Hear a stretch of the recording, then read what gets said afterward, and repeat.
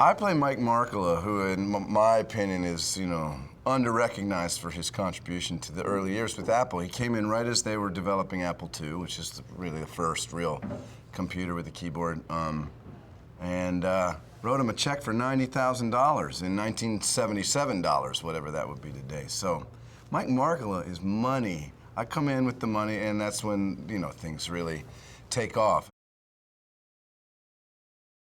We actually shot this movie in Steve Jobs' garage, the very place where he invented computers, So it's pretty amazing. I look at the house, it's nondescript.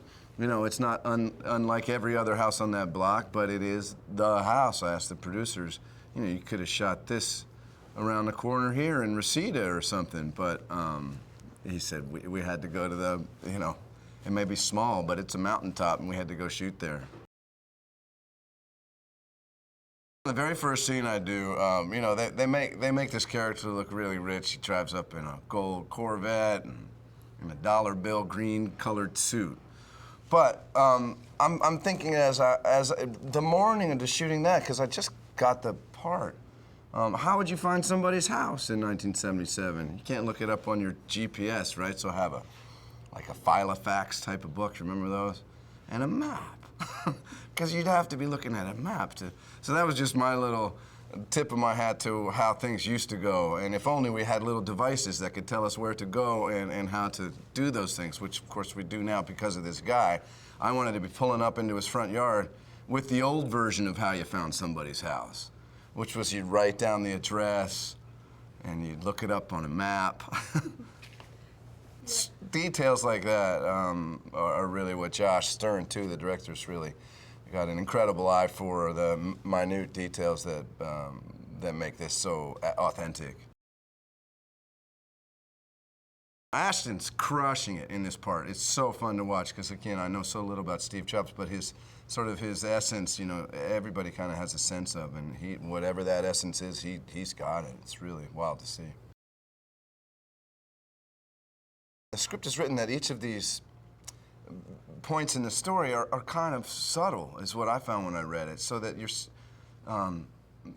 it's going to be a challenge that I know Josh will be able to live up to, because you got to take all of these subtle story points, because they feel small when you read them, but then when you see how Steve Jobs is experiencing them, they're really big. Maybe the storyline between Lucas's character, Daniel Kotke, and Steve Jobs is an interesting example of that, because it seems like there's just this little problem in the relationship. He doesn't really like him or whatever, and it's small in the script, but then you see how the actors bring it to life, and it really feels profound. And I think that's due to how Josh is directing the movie. He knows how to make the most out of something that's subtle. Watching Ashton portray this role, though, if the qualities that he's portraying are what this man was, you'd have seen him as hyper intense, obviously truly gifted intellectually, and he's like a guy who just has blinders on. So anybody else around him is immaterial unless they're on his same track to achieve what he's thinking of. It's just one of those guys that seemed to have to do what he was doing, not just do it because he enjoys it. It's almost like something was pushing him through. And then you see that his life was so short, and you wonder if maybe that wasn't the case.